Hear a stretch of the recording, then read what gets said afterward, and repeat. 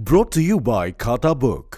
इसका टेक्नोलॉजी का लफ्ज तो कम नहीं हो सकता है, लेकिन क्यूआर का हिसाब सिंपल हो सकता है। क्या? कैसे? खाता बुक क्यूआर से मैन, ये सब ऐप से पेमेंट एक्सेप्ट करता है और फुल हिसाब को एक जगह दिखाता है। अरे हिसाब सिंपल हो गया। खाता बुक, बिजनेस हुआ इजी मैन। अयोध्या के दीपोत्सव कार्यक्रम में बदलाव हुआ है। अब 12 नवंबर को भगवान राम के आने का उल्लास मनेगा, तो 13 नवंबर को अयोध्या की राम की पैड़ी पर दीपोत्सव होगा। राम जन्मभूमि परिसर में पहली बार 4000 दीपक जलाए जाएंगे। वहीं राम की पैड़ी पर 5.5 लाख दीपक जलाकर नया वर्ल्ड रिकॉर्ड बनाने की तैयारी है।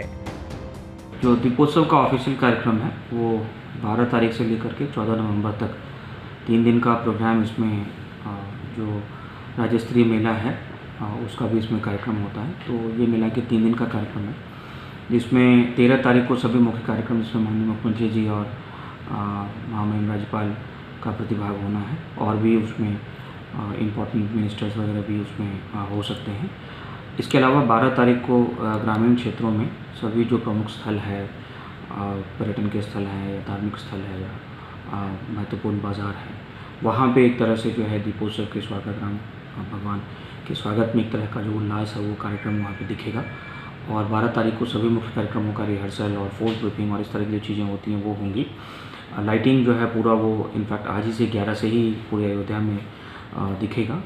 14 तारीख को चूँकि दिवाली का मुख्य कार्यक्रम है, तो पूरे अयोध्या में जो है वो लाइटिंग का जो है विशेष व्यवस्था की गई है, जो लगातार बनी रहेगी। तो इस तरीके से ये 3 दिन का कार्यक्रम है, जो पूर्ववत ये कार्यक्रम जारी रहेगा। दीपोत्सव कार्यक्रम के दौरान राम की पैड़ी पर राम मंदिर और महिला सशक्तिकरण को प्रदर्शित करते हुए रेखा चित्र दिखाई देंगे। दीपावली के दिन पूरी अयोध्या को रोशनी से जगमगाने की तैयारी है। मुख्यमंत्री योगी आदित्यनाथ ने ट्वीट करते हुए कहा कि अयोध्या में दीपावली पर संपन्न होने वाला दीपोत्सव 2020 को भव्य स्वरूप प्रदान किया जाएगा।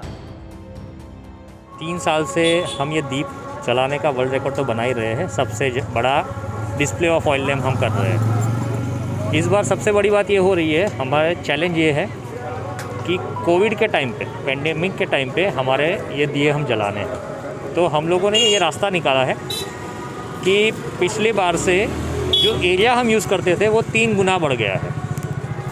जो पिछली बार हम 12 घाट पे हमने दिए लगाए थे, वो ब्रिज के उस साइड पूरे जितने भी घाट है सब कवर कर रहे हैं।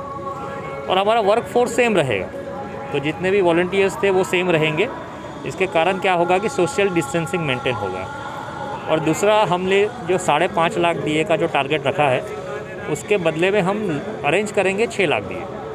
तो 6 लाख दिए अरेंज करने के बाद हमारा जो जलाने का टाइमिंग होता है 20 से 25 मिनट के अंदर हमारे सारे दिए जलने चाहिए, वो भी एक चैलेंज है।